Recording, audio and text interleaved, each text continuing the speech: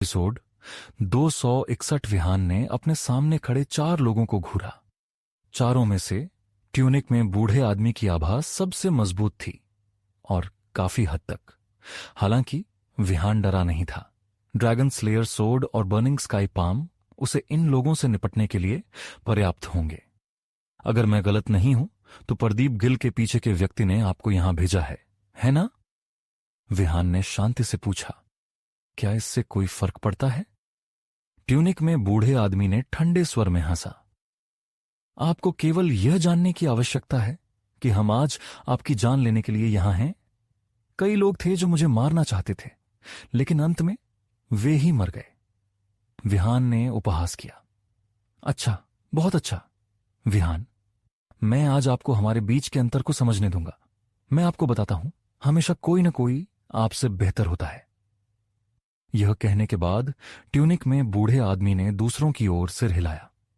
हमला! पल भर में चारों आकृतियां विहान पर झपटीं। उनमें से एक ने अपनी तलवार से विहान पर वार किया और ब्लेड हवा में सीटी बजाते हुए चली। विहान की आंखें संकुचित हो गईं और वह अधिक गंभीर हो गया। यह तलवार का वार वास्तव में एक मार्शल तकनीक था। अज़ूर ड्रैगन फैंटम तकनीक को सक्रिय करते हुए उसने वार से बचाव किया, लेकिन उसी समय उसका हाथ हिला और हमलावर की कलाई पकड़ ली। वह आदमी स्तब्ध था। उसने प्रतिवाद की उम्मीद नहीं की थी, क्योंकि विहान उन चारों से घिरा हुआ था। उसने अपने शरीर को मोड़ा और विहान के सिर पर लात मारने की कोशिश की। उसके चेहरे पर एक दुष्ट मुस्कान दिखाई दी। लड़के, उस रक्षित के बिना तुम्हारे पास, देखते हैं कि तुम कैसे बचते हो। जवाब में विहान ने शांति से अपना दूसरा हाथ बढ़ाया और लात को रोक दिया। तुम मौत को आमंत्रित कर रहे हो। धम्म, कच। जिस क्षण उस आदमी का पैर विहान की बांह से टकराया, एक घृणित क्रंच की आवाज सुनाई दी और उस आदमी की मुस्कान जम गई, क्योंकि दर्द की लहरों ने उसके होश पर हमला किया। उसका पैर टूट गया था। अब मेरी बारी है, एक ठंडी आवाज उसके कानों में गूंजी। फिर विहान की 5 उंगलियां अचानक ताकत से फट पड़ीं और उसने उस आदमी की बांह को फाड़ दिया। बेजान बांह ने तलवार पर अपनी पकड़ खो दी और विहान ने उसे पकड़ लिया। उसकी आंखों में हत्या का इरादा चमका। उसकी ट्रू की उसकी हथेली में इकट्ठी हुई और उसने तलवार को उस आदमी पर फेंका, जो उसके दिल को छेद कर उसे दीवार से चिपका दिया। यह एक चौंकाने वाला दृश्य था। इस दृश्य को देखकर शेष 3 लोगों की आंखें गंभीर थीं और उनके चेहरे से घमंड के सभी निशान गायब हो गए। यह लड़का उनसे कहीं अधिक कठिन था जितना उन्होंने कल्पना की थी। 2 आदमियों ने गुस्से से चिल्लाया और अपनी गति बढ़ा दी, सीधे विहान की ओर बढ़ते हुए। फिर उन्होंने उसकी दिशा में हथेली के प्रहारों की जड़ी लगा दी, किसी भी भागने के मार्ग को बंद कर दिया। ट्यूनिक में बूढ़े आदमी ने कोई कदम नहीं उठाया। उसने अपने हाथों को अपनी पीठ के पीछे रखा और रुचि से विहान को देखा। ये 2 आदमी खून के भाई थे। जब वे एकजुट होकर काम करते थे तो बहुत कम लोग उन्हें हरा सकते थे, खासकर 2 बनाम 1 की स्थिति में। विहान के मुंह के कोने एक चंचल मुस्कान में मुड़ गए। हथेली की तकनीकें, मैं आपको दिखाता हूं कि असली हथेली की तकनीक क्या होती है। Burning sky palm. विहान ने अपने डंटियन से सभी ट्रू क्यूई को अपनी हथेली में प्रवाहित किया। ऐसा करते ही उसका शरीर ऐसा लगा जैसे जल रहा हो। फिर उसने प्रहार किया। ऊर्जा की लहरें फट पड़ीं, पास के पेड़ों को धूल में बदल दिया और बर्निंग स्काई पाल्म ने आ रहे हथेली के प्रहारों को आसानी से फाड़ दिया। साथ ही उनके पीछे के लोगों को भी उन्हें जला दिया। बूढ़े आदमी की आंखें अविश्वास में फैल गईं। ये क्या बकवास था? क्या इसे भी मार्शल तकनीक के रूप में वर्गीकृत किया जा सकता है? आग! ऐसी भयानक आग कैसे हो सकती है? बूढ़े आदमी की आंखों में तिरस्कार पूरी तरह से गायब हो गया और उसकी जगह सदमे ने ले ली, साथ ही डर की एक झलक भी। कमीने! उन्होंने लड़के को गलत आंका था। उन्होंने सोचा था कि उसने अपने दुश्मनों को मारने के लिए रक्षित पर भरोसा किया था, लेकिन लड़का खुद भी कमीने मजबूत था। ईमानदारी से विहान ने भी नहीं सोचा था कि यह कदम इतना भयानक होगा। वह प्रसन्न था और कुछ कहने ही वाला था कि अचानक उसके शरीर में खून उबलने लगा और उसके मुंह के कोने से खून की एक धारा बह गई। बर्निंग स्काई पाल्म का उपयोग करने से वास्तव में एक प्रतिक्रिया हुई और उसका डांटिन अब ट्रू क्यूई से खाली था। ऐसा लगता है कि उसका साधना का स्तर और ट्रू क्यूई तकनीक को ठीक से उपयोग करने के लिए अपर्याप्त थे। इससे यह स्पष्ट था कि बर्निंग स्काई पाल्म कितना भयानक था। विहान ने जल्दी से 3 गोलियां निकाली और उन्हें एक साथ निगल लिया। 2 क्यूई अमासिंग पिल्स और एक रिकवरी पिल। गोलियों के उसके मुंह में प्रवेश करने के बाद उसका शरीर आखिरकार थोड़ा बेहतर महसूस हुआ। बूढ़े आदमी ने महसूस किया कि कुछ गड़बड़ है और अपने दिल के सदमे को दबा दिया। अभी सबसे महत्वपूर्ण बात तुरंत चले जाना था। इस लड़के के पास निश्चित रूप से एक बड़ा रहस्य था। वह शायद एक साधक भी हो सकता है। जैसे ही वह चुपके से जाने वाला था, एक ठंडी आवाज उसके कान में गूंजी, जिसने उसे अपने कदम रोक दिए। क्या मैंने कहा था कि तुम जा सकते हो? क्या बकवास है। ये लड़का उसके पीछे कब आया? एपिसोड 262। मरने का समय आ गया। बूढ़े आदमी। विहान का चेहरा ठंडा था जब उसने बूढ़े आदमी पर एक मुक्का मारा, जिसने सहज रूप से एक खंजर निकाला और उसे अपनी छाती के सामने रखकर प्रहार को रोकने की कोशिश की। धम। विहान की मुट्ठी ने खंजर पर वार किया, जिससे एक मंद ध्वनि हुई और दोनों लड़ाके एक कदम पीछे हट गए। तुम मुझे मारना चाहते हो? सपने में बूढ़े आदमी ने खुद को संभाला और अपने खंजर को घुमाया, जिससे हवा के झोंके पैदा हुए जब उसने विहान की गर्दन की ओर नीचे की ओर वार किया। उसने पीछे हटने की हिम्मत नहीं की। अगर उसने ऐसा किया तो उसका जीवन खतरे में पड़ जाता। विहान की नजर गंभीर थी। गोलियां खाने के बाद भी उसके डंटियान में बहुत कम ट्रू क्यूई बची थी, इसलिए उसे इस लड़ाई को जल्दी खत्म करना था। कुछ क्षणों बाद ड्रैगन स्लेयर सोर्ड उसके हाथ में हवा से प्रकट हो गई। यह दृश्य बूढ़े आदमी को स्तब्ध कर गया। वह तलवार कहां से आई? अचानक उसे एहसास हुआ और उसने चिल्लाया, भंडारण की वस्तुएं! तुम्हारे पास वास्तव में एक भंडारण की वस्तु है। उसका दिल ईर्ष्या से भर गया और उसी समय उसका हत्या का इरादा उमड़ पड़ा। अगर वह विहान के पास जो कुछ है उसे हासिल कर सकता तो वह निश्चित रूप से वाक्सिया के शीर्ष विशेषज्ञों में से एक बन जाता। ऐसे खजाने इस लड़के पर बर्बाद हो रहे थे। इस क्षण बूढ़ा आदमी दबंग और ठंडा हो गया जब उसने खंजर से विहान पर वार करने की कोशिश की। लड़के, अगर तुम मर जाते हो तो तुम्हारी सारी चीजें मेरी होंगी। हाँ हाँ। विहान की आंखें ठंडी थीं जब ड्रैगन स्लेयर स्वॉर्ड ने हमले को रोक दिया। धम। जब 2 हथियार टकराए तो सदमे की लहरें फैल गईं और हवा को तीव्रता से कंपन करने लगीं। कच। खंजर टूट गया। हैरान होकर बूढ़ा आदमी विहान के हाथ में तलवार को घूरने लगा। एक आध्यात्मिक हथियार। कमीने, ये लड़का कहां से आया? उसके पास इतने दुर्लभ खजाने थे। नरक में जाओ। इस क्षण एक काली रोशनी चमकी और बूढ़े आदमी ने महसूस किया कि एक ठंडक उसके पूरे शरीर को घेर रही है। फिर उसने उसे देखा। एक डार्ट जिस पर एक खूनी बेर उकेरा हुआ था, हवा में उड़ रहा था। उसने इस डार्ट को पहचान लिया। क्या यह स्वेमई पैलेस के जयेश राज का नहीं था? हालांकि उसके पास इस मामले पर विचार करने का समय नहीं था, क्योंकि उसने हताश होकर बचने की कोशिश की। हालांकि बहुत देर हो चुकी थी। पुछ। डार्ट ने उसकी गर्दन को छेद दिया और उसकी धमनी को काट दिया।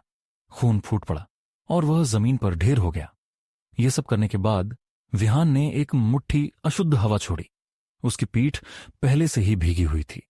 सौभाग्य से उसने उन्हें चौंका दिया, अन्यथा यह निश्चित रूप से एक बहुत अधिक कठिन लड़ाई होती। हालांकि बर्निंग स्काई पाल्म अत्यंत शक्तिशाली था, यह उसके शरीर और डेंटिन पर भी अत्यंत भारी था। अगर उसे पहले पता होता तो वह बर्निंग स्काई पाल्म को बूढ़े आदमी के लिए बचा कर रखता। भविष्य में उसे युद्ध में इसका उपयोग करने के लिए सही क्षण का चयन करना होगा। यह एक दोधारी तलवार की तरह था।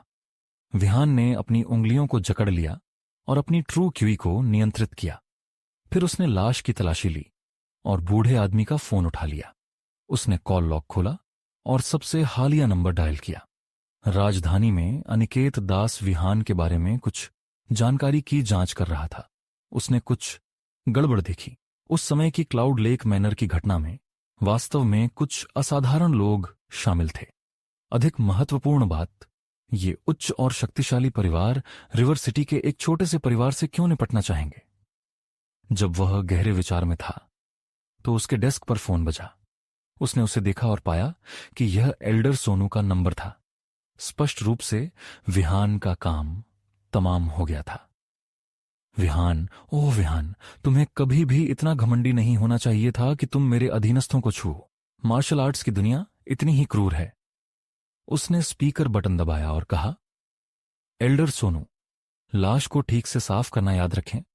वह लड़का ड्रैगन सोल का सदस्य है। फोन के दूसरे छोर से कोई आवाज नहीं आई।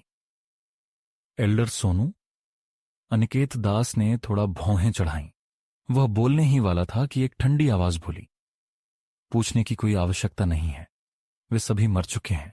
मुझे नहीं पता कि तुम कौन हो और मुझे परवाह नहीं है कि तुम कौन हो, लेकिन मैं नहीं चाहता कि तुम मुझे फिर से परेशान करो। अन्यथा मैं तुम्हें ढूंढ लूंगा और व्यक्तिगत रूप से तुम्हारे कंधों से तुम्हारा सिर हटा दूंगा। जैसे ही आवाज ने बोलना समाप्त किया, कॉल समाप्त हो गई। अनिकेत दास का दिल क्रोध से जल रहा था। इस लड़के में वास्तव में उसे धमकी देने की हिम्मत थी। वह वक्सिया के ग्रैंडमास्टर रैंकिंग में 7वें स्थान पर था। फिर भी उसे एक ऐसे बच्चे द्वारा धमकी दी गई थी जो उसकी उम्र का आधा भी नहीं था। कमीने, धम। अनिकेत दास ने अपनी हथेली को मेज पर मारा, जिससे फोन और डेस्क चकनाचूर हो गए। विहान ने फिर जितेंद्र राणावत को फोन करके शवों से निपटने के लिए कहा। आखिरकार यह स्थान उस स्थान से बहुत दूर नहीं था जहां से वह निकला था। उसने परमजीत से उसे वापस भेजने के लिए भी कहा। लड़ाई के बाद वह शांत हो गया था। वह जानता था कि अभी सबसे महत्वपूर्ण बात खुद को मजबूत करना था। शक्ति सर्वोपरि थी और यह सुनिश्चित करेगी कि वह जो भी उसके रास्ते में आए उससे निपट सके। इसके अलावा एक बार जब वह मजबूत हो जाता तो वह समसारा ग्रेवयार्ड में अधिक मकबरों को सक्रिय कर सकता। उन प्राचीन विशेषज्ञों की मदद से यह मायने नहीं रखता कि क्लाउड लेक मैनर की घटना में शामिल शीर्ष परिवार कौन से या कितने मजबूत थे। वो बस उन्हें सब नष्ट कर देता। इस मामले से संबंधित कोई भी, चाहे वह कोई भी हो, उसे मरना पड़ता।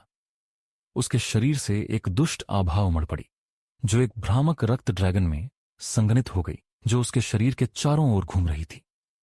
जब उसने रक्त ड्रैगन की दहाड़ सुनी तो विहान चौंक गया। ऐसा लगता था कि उसने बिना एहसास किए ही एक दुष्ट छाया बना ली थी और यह दुष्ट छाया एक रक्त ड्रैगन का रूप ले चुकी थी। यह बहुत अच्छा होना चाहिए। बूढ़े आदमी ने कहा था कि उसका डाओ पारंपरिक धार्मिक पथ नहीं था, बल्कि वध का पथ था। स्लॉटर दाओ सभी डाओस को नष्ट कर सकता था, लेकिन यह किसी के अपने डाओ दिल को भी नष्ट कर सकता था।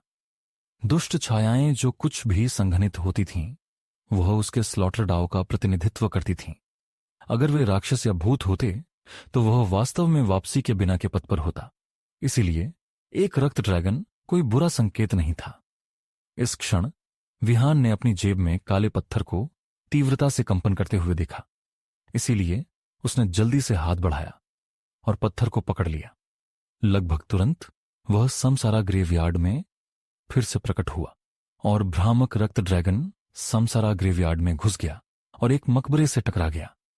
मकबरे पर एक दरार दिखाई दी और एक मंद प्रकाश चमका। विहान की सांसें तेज हो गईं। तीसरे मकबरे से हलचल थी। मकबरे पर प्राचीन अक्षर दिखाई दिए जो किसी प्रकार के ब्लेड से उकेरे गए लग रहे थे।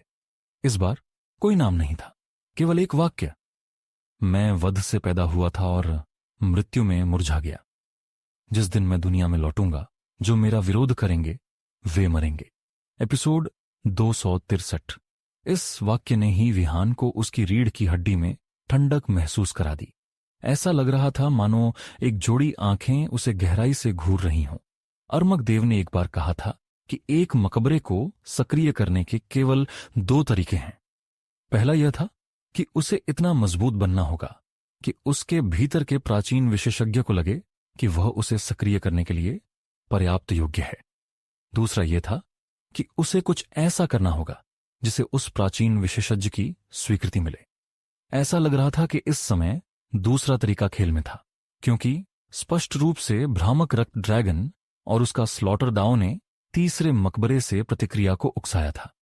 हालांकि मकबरे से प्रकाश बहुत मंद था, इसलिए अभी उसे सक्रिय करना संभव नहीं था। वह केवल इंतजार कर सकता था। कम से कम प्रारंभिक ट्रिगर की आवश्यकता पूरी हो गई थी। विहान ने पहले ही देख लिया था कि विदुरदेव कितना शक्तिशाली था, इसलिए वह जानता था कि इस मकबरे के भीतर का विशेषज्ञ निश्चित रूप से एक भयानक अस्तित्व था।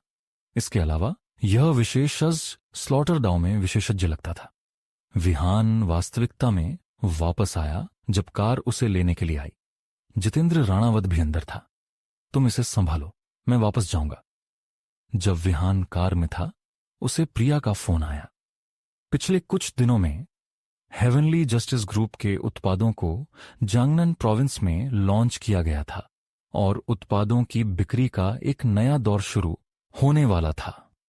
इस बार उत्पादों को जांगनान प्रोविंस के अलावा कई प्रथम श्रेणी के शहरों में बिक्री के लिए रखा जाएगा, जिसमें capital city, शांग city, Shane city, चुआन सिटी और इसी तरह के अन्य शहर शामिल हैं। बेशक कैपिटल सिटी और जांगनान प्रोविंस सबसे महत्वपूर्ण थे, इसलिए प्रिया ने उसे सूचित किया कि वह ओवरटाइम कर रही है और उसने उसे और जिया चौहान को उसके लिए इंतजार न करने के लिए कहा। विहान को स्वाभाविक रूप से इस पर बहुत अधिक राय नहीं थी, लेकिन जब वह विला में लौटा तो उसे एहसास हुआ कि जिया चौहान भी वहां नहीं थी। क्या उसे अकेले ही रात का खाना खाना पड़ेगा? उसने मूल रूप से उन दुर्लभ प्राचीन व्यंजनों को पकाने की योजना बनाई थी ताकि वे खा सकें, लेकिन अब ऐसा लगता था कि उसे कुछ दिनों तक इंतजार करना पड़ेगा। इस क्षण विहान का फोन चमका। उसकी आश्चर्य की बात है, यह जिया चौहान का संदेश था। मैंने 2 मूवी टिकट खरीदे हैं, क्या तुम 1 घंटे में फ्री हो? विहान का चेहरा अजीब हो गया। एक मूवी? वह क्या सोच रही थी? यह बिल्कुल भी उसका स्टाइल नहीं था। अगर वह उसे एक भोज में आमंत्रित कर रही होती तो यह समझ में आता। जब वह इस मामले पर विचार कर रहा था, उसने उसे एक अनुवर्ती संदेश भेजा। बस इसे मेरी एक छोटी सी इच्छा को पूरा करना समझो। विहान ने इसके बारे में संक्षेप में सोचा और अंत में मना नहीं किया। आधे घंटे बाद जांगनान प्रोविंस का जीनी सिनेमा के प्रवेश द्वार पर एक सुंदर आकृति दिखाई दी, जिसने स्वाभाविक रूप से आसपास के लोगों से प्रशंसा की नजरें आकर्षित की। जिया चौहान ने खुद को सावधानीपूर्वक तैयार किया था।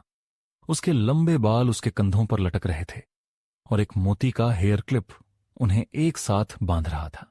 वह एक तंग ऑफ शोल्डर शिफॉन टॉप पहने हुए थी और वह आकर्षक और सुरुचिपूर्ण लग रही थी। वह एक जोड़ी हल्के नीले स्किनी जीन्स और एक जोड़ी काले कैजुअल जूते भी पहने हुए थी। हालांकि उसकी नजर ठंडी रही, जो कुछ पार्टियों को दूरी पर रखती थी। फिर भी यह सभी को नहीं रोक सका, क्योंकि कई बहादुर आत्माओं ने पहल की और उसके पास जाकर अपना परिचय दिया। हालांकि जिया चौहान ने केवल ठंडे और संक्षिप्त रूप से जवाब दिया। थोड़ी देर बाद संभावित प्रेमी प्रयास करना बंद कर दिए। हालांकि कई आसपास मंडरा रहे थे, यह देखना चाहते थे कि वह किसका इंतजार कर रही थी। कुछ देर बाद विहान थिएटर के प्रवेश द्वार पर कैजुअल पोशाक में दिखाई दिया। जैसे ही वह जिया चौहान को बुलाने वाला था, एक मधुर आवाज गूंजी, विहान यहां।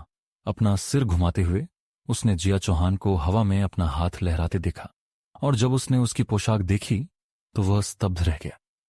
वह अत्यंत सुंदर लग रही थी। जिया चौहान ने देखा कि विहान मंत्रमुग्ध था और मुस्कुराई। वह चली और विहान का हाथ पकड़ लिया। टिकट चेक हो गए हैं, चलो अंदर चलते हैं। ठीक है। विहान और जिया चौहान टिकट गेट की ओर चले। कमीने, उसके पास वास्तव में एक बॉयफ्रेंड है, कितना दुर्भाग्यपूर्ण। हालांकि वह लड़का ठीक लगता है, लेकिन वह स्पष्ट रूप से मुझसे अधिक सुंदर नहीं है। दुनिया निष्पक्ष नहीं है। क्या उस लड़के ने अपने पिछले जीवन में दुनिया को बचाया था या कुछ और? ईर्ष्या से दर्शकों से विभिन्न टिप्पणियां उड़ रही थीं, हालांकि वे इसके बारे में कुछ नहीं कर सकते थे। हॉल 2 मूवी एक रोमांटिक कॉमेडी थी। हालांकि विहान का मूवी देखने का बिल्कुल भी मूड नहीं था। उसने अपना सिर घुमाया और जिया चौहान को देखा, जो कभी कभी हंस रही थी और मुस्कुरा रही थी। वह महसूस कर सकता था कि वह उसका हाथ कसकर पकड़े हुए थी। ऐसा लग रहा था मानो वह डर रही हो कि वह छूट जाएगा। इस लड़की को क्या हो गया था? ऐसा लग रहा था मानो वह आज एक अलग व्यक्ति बन गई हो। विहान की नजर को भांपते हुए जिया चौहान ने अपना सिर घुमाया और उसकी नजर से मिलाया। क्या हुआ? क्या मैं आज अच्छी नहीं लग रही हूं? विहान ने सिर हिलाया। तुम बहुत अच्छी लग रही हो, बस तुम्हारा व्यवहार थोड़ा अजीब है। हालांकि यह सामान्य लड़कियों के लिए सामान्य है, लेकिन तुम्हारे लिए नहीं। एपिसोड 254। जिया चौहान की आंखें स्क्रीन की ओर मुड़ी, जहां फिल्म में एक पुरुष और महिला बर्फबारी के बीच चुंबन कर रहे थे। विहान, मेरे परिवार की पृष्ठभूमि और मेरे पास जो कुछ भी है उससे परे मैं सिर्फ एक साधारण लड़की हूं। मैं भी प्यार की चाह रखती हूं। मैं भी फिल्में देखना चाहती हूं। मुझे भी सड़क के किनारे के स्टॉलों से खाना पसंद है। मैं प्रिया से ईर्ष्या करती हूं। मैं सच में उससे ईर्ष्या करती हूं। कभी कभी मैं सच में चाहती हूं कि मैं चौहान परिवार में पैदा नहीं हुई होती। आज मैं अचानक यह अनुभव करना चाहती थी कि साधारण लड़कियां कैसे प्यार में पड़ती हैं। फिल्में देखना, रात के बाजार में जाना और उस व्यक्ति के साथ रहना जिसे मैं पसंद करती हूं। मैं यह अनुभव करना चाहती हूं, भले ही यह केवल एक दिन के लिए ही हो। क्या आप मेरे बॉयफ्रेंड बनने को तैयार हैं, भले ही यह केवल एक दिन के लिए ही हो? जिया चौहान की आंखें चमक रही थीं। यह अज्ञात था कि यह आंसू थे या फिल्म स्क्रीन का प्रतिबिंब। उसे लगा कि यह उसके जीवन को अपने तरीके से जीने का आखिरी मौका था। तरुण सोलंकी और कुनलुन पर्वतों के उस अद्वितीय विशेषज्ञ जियांगनान प्रांत लौट रहे थे, और उसके बाद उसकी स्थिति बदल जाएगी। संभवतः वह अपने भाग्य को नियंत्रित नहीं कर पाएगी। इसलिए वह आशा करती थी कि वह जो चाहती है वह कर सके और अन्य जोड़ों की तरह कुछ अनुभव कर सके। विहान के साथ इस दिन उसने कुछ और नहीं सोचा। वह बस वर्तमान का आनंद लेना चाहती थी। विहान, क्या आप तैयार हैं? जिया चौहान की कुरकुरी आवाज फिर से गूंजी। हालांकि विहान को नहीं पता था कि क्या हुआ था, फिर भी उसने सिर हिलाया। बेशक। फिर वह एक चुंबन के लिए झुक गई। उन संयोगों और दुर्घटनाओं के अलावा यह जिया चौहान का पहला सच्चा चुंबन था। बेशक वे अप्रत्याशित चुंबन भी विहान के थे। हालांकि उनके पीछे से कुछ अजीब खांसी की आवाजें आईं, जिसने माहौल को तोड़ दिया। जिया चौहान ने फिर शर्मिंदा होकर फिल्म देखने का नाटक किया। विहान के लिए उसने ठंडी नजर से अपराधी को घूरा, जो डर से पीला पड़ गया। आखिरकार एक साधारण व्यक्ति विहान की नजर का सामना कैसे कर सकता था? फिल्म खत्म होने के बाद जिया और विहान रात के बाजार में जियांगनान प्रांत के लालटेन महोत्सव को देखने गए। फिर उन्होंने ऑटम लेक पर एक नाव किराए पर ली।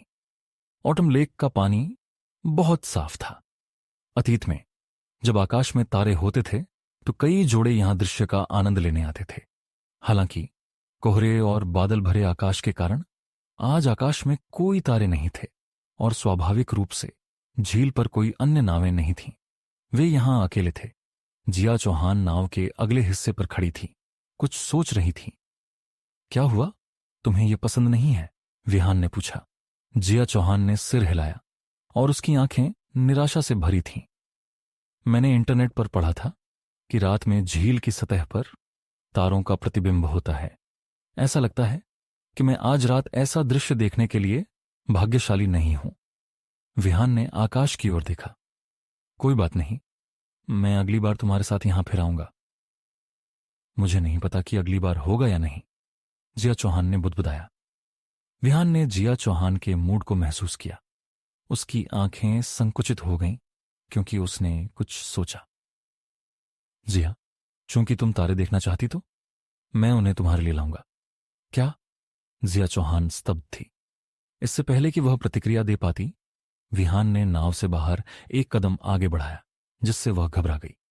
हालांकि उसकी आश्चर्य की बात है, उसने फिर देखा कि विहान शांतिपूर्वक पानी पर खड़ा था। पानी में एक भी लहर नहीं थी। जिया चौहान ने अनजाने में अपना मुंह ढक लिया। वह जानती थी कि प्राचीन मार्शल आर्ट्स विशेषज्ञ पानी पर चल सकते हैं, लेकिन उसने नहीं सोचा था कि यह इतना जादुई होगा। वह हिल भी नहीं रहा था। ऐसा लग रहा था जैसे झील खुद उसके नियंत्रण में थी। विहान ने अपने हाथों को पीछे रखा और कुछ कदम आगे बढ़ाया। वह जिया चौहान से 3 मीटर दूर था। उसने अपनी आंखें बंद कर लीं और अपने हाथ में एक रून को संघनित किया। उस बूढ़े आदमी ने उसे यह तब दिया था। यह उसे पानी की सतह पर दौड़कर खतरे से बचने में मदद करने के लिए था। लेकिन अब जब वह बिना रून के ऐसा करने के लिए पर्याप्त मजबूत था, तो यह स्वाभाविक रूप से बेकार हो गया। विहान ने अपनी उंगलियों से एक मुद्रा बनाई और रून जल गया और एक रहस्यमय संरचना दिखाई दी। दृश्य काफी शानदार लग रहा था। विहान ने अपना हाथ बढ़ाया और कहा, जिया, यहां आओ। जिया चौहान ने खुद की ओर इशारा किया, लेकिन मुझे प्राचीन मार्शल आर्ट्स नहीं आती। कोई बात नहीं, बस आओ, तुम डूबोगी नहीं, विहान ने कहा। उस पर भरोसा करते हुए उसने अपना पैर बढ़ाया और पानी की सतह पर कदम रखा। शुरू में उसने सोचा कि वह डूब जाएगी, लेकिन फिर जल्द ही महसूस किया कि यह बर्फ पर कदम रखने जैसा था। हालांकि उसके नीचे कोई बर्फ नहीं थी। वह अपने दिल में सदमे को शब्दों में व्यक्त नहीं कर सकती थी। झील की सतह एक दर्पण की तरह चिकनी थी, जो पूरे आकाश को प्रतिबिंबित कर रही थी। कोई तारे नहीं थे, लेकिन एक युवा पुरुष और महिला झील की सतह पर देवताओं की तरह खड़े थे। विहान ने एक कदम आगे बढ़ाया और जिया चौहान का हाथ पकड़ लिया। क्या तुम्हें यह पसंद है? जिया चौहान ने सिर हिलाया और आश्चर्य से विहान को देखा। तुमने यह कैसे किया? यह इतना जादुई है। पानी में खड़े होकर झील की सतह को देखना, मैं इस पल को कभी नहीं भूलूंगी। विहान ने जिया चौहान को सार्थक रूप से देखा और शांति से कहा, यह काफी यादगार नहीं है।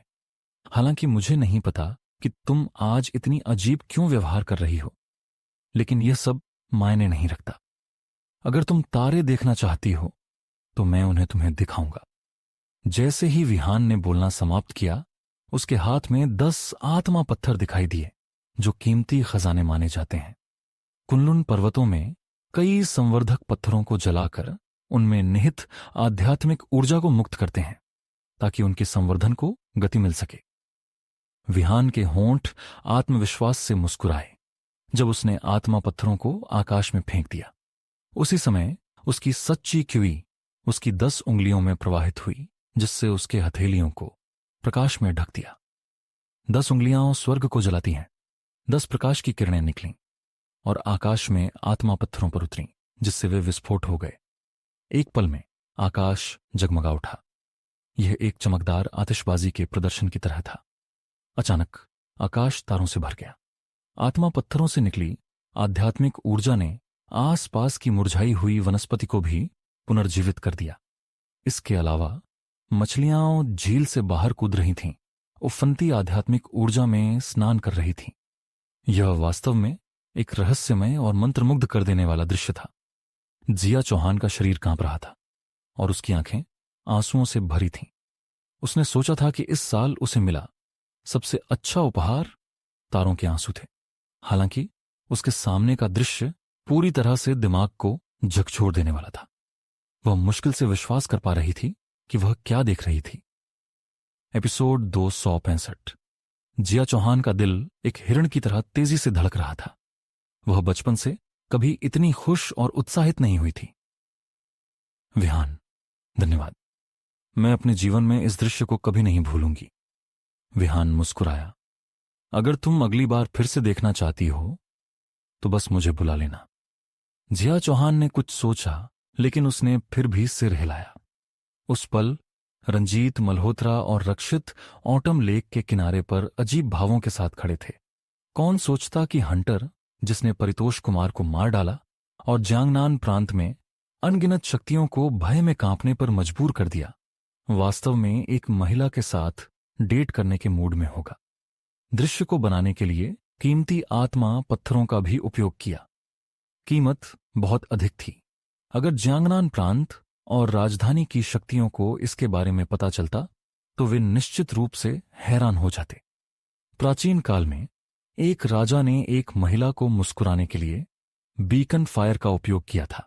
आज विहान ने आत्मा पत्थरों के साथ एक समान कर्तव्य दोहराया। हालांकि हॉल मास्टर शक्तिशाली है, मैं भूल गया कि वह केवल अपने 20वें दशक में है। मुझे लगता है कि कभी कभी वह अपनी उम्र के अनुसार व्यवहार करता है, जो सामान्य है। हालांकि वह इतनी कम उम्र में इतना शक्तिशाली है।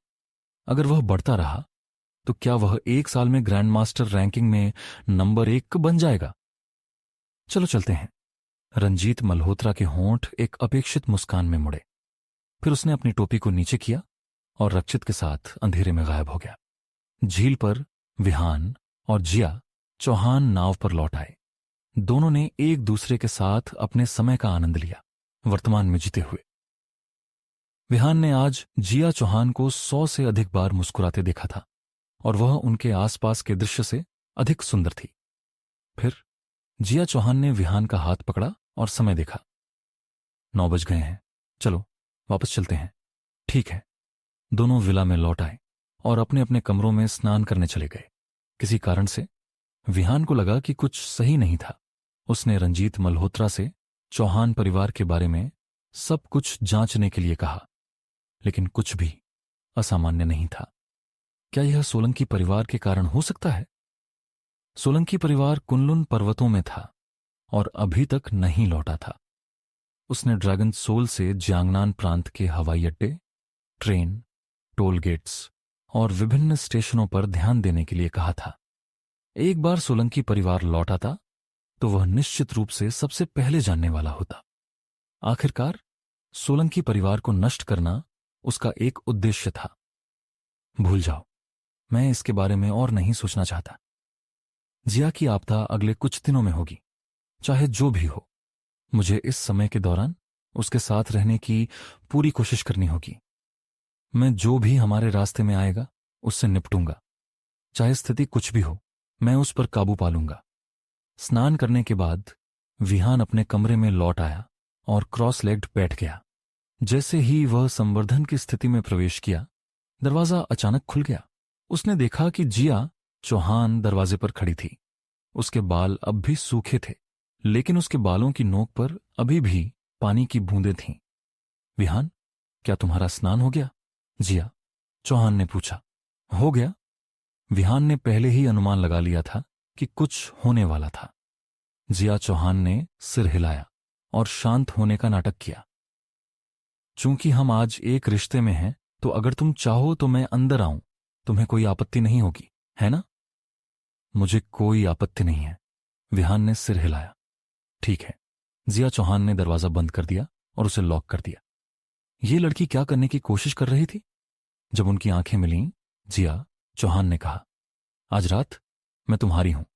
ओह, और तुम भी मेरे हो। विहान स्तब्ध था। हालांकि वह और जिया करीब आ रहे थे, लेकिन उनका रिश्ता अभी तक इस चरण तक नहीं पहुंचा था। भले ही वह अच्छी तरह से जानता था कि जिया चौहान उसे पसंद करती है और वह भी उसे पसंद करता है। चीजें थोड़ी बहुत तेजी से विकसित हो रही थीं। विहान, आज से मैं तुम्हारी महिला हूं। उसने कोई पछतावा नहीं किया। वह वास्तव में विहान को पसंद करती थी और यह उसका एकमात्र मौका था कि वह किसी ऐसे व्यक्ति के साथ हो जिसे वह पसंद करती है। उसने तरुण सोलंकी की सगाई के आसन्न खतरे को नजरअंदाज कर दिया और वर्तमान पर ध्यान केंद्रित किया। वह बस यही करना चाहती थी। जिया चौहान मुस्कुराई। किसी कारण से उसे लगा कि यह उसके जीवन का सबसे खुशी का पल था। कम से कम आज वह चौहान परिवार की बेटी नहीं थी, वह विहान की महिला थी। कम से कम आज वह अपने भाग्य का फैसला खुद कर सकती थी। उसी समय जियानचेंग हाई स्पीड रेलवे स्टेशन। लगभग 13 वर्ष की एक लड़की स्टेशन के प्रवेश द्वार पर दिखाई दी। वह हल्के हरे रंग की शर्ट पहने हुए थी। उसका चेहरा अंडाकार था और उसके बाल अस्त व्यस्त थे। हालांकि वह युवा थी, वह काफी सुंदर थी और उसकी स्पष्ट आंखें उसके आसपास की चीजों को देख रही थीं। उसकी आंखें जिज्ञासा से भरी थीं। हालांकि जब उसने अपनी उम्र की कुछ लड़कियों को स्कूल बैग के साथ पास से गुजरते देखा तो वह भौहें चढ़ा ली। कुनलुन पर्वतों के बाहर के लोग इतने कमजोर क्यों हैं? उनमें से कोई बॉडी टेम्परिंग रियल्म तक भी नहीं पहुंचा है। मुझे नहीं पता कि वह आदमी कहां है। बूढ़े आदमी ने कहा कि वह रिवर सिटी आया था, लेकिन मैं यहां किसी की भी आभा को महसूस नहीं कर सकती। ये क्या है? लड़की ने भौहें चढ़ाईं और स्टेशन के चारों ओर घूमी। हर कुछ 100 मीटर पर उसकी उंगलियां एक मुद्रा बनाती और कुछ अजीब हाथ के इशारे करती। आह, लोगों को ढूंढने का यह काम वास्तव में कठिन है। यह मेरे कीमती संवर्धन समय को बर्बाद कर रहा है।